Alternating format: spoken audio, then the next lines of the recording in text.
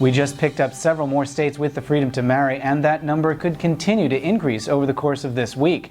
But in several states, officials are blocking the start of marriage, despite court rulings to the contrary. We'll have more details on how couples are fighting back. Plus, more bad news for the National Organization for Marriage. This time it's a court ruling in Virginia that means they'll lose out on over $500,000. For the American Foundation for Equal Rights, I'm Matt Baum, and welcome to Marriage News Watch for October 20th, 2014. We picked up 3 new states with marriage equality last week: Idaho, Arizona, and Alaska, all 3 of which are in the Ninth Circuit. Weddings began in Idaho last Wednesday following a Ninth Circuit ruling that the state's marriage ban is unconstitutional. A federal judge in Alaska also overturned that state's marriage ban. State officials have asked for a stay in Alaska pending an appeal, but that request was denied by the U.S. Supreme Court.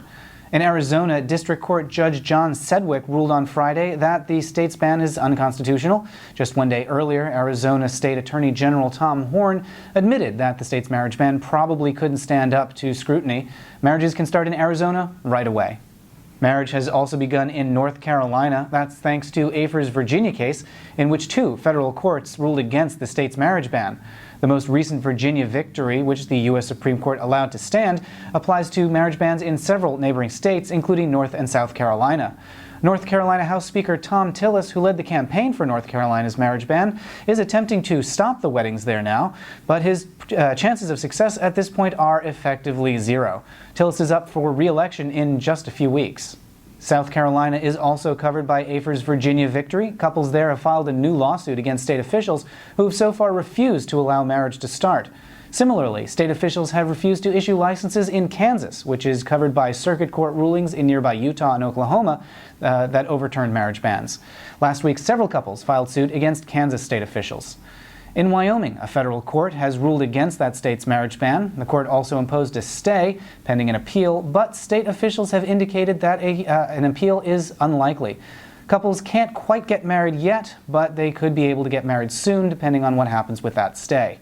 And meanwhile, Florida officials want to accelerate marriage litigation. They've asked to skip 2 cases directly to the Florida State Supreme Court. There have been more setbacks for anti-gay lawyers.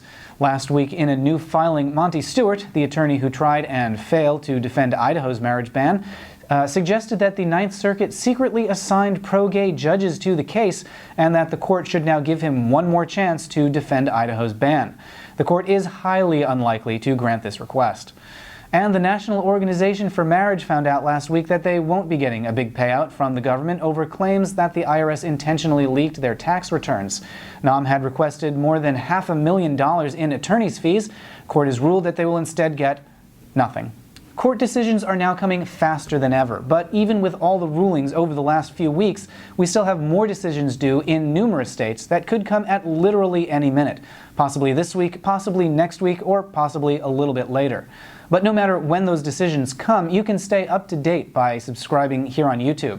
For the American Foundation for Equal Rights, I'm Matt Baum. Thanks for watching. We'll see you next week.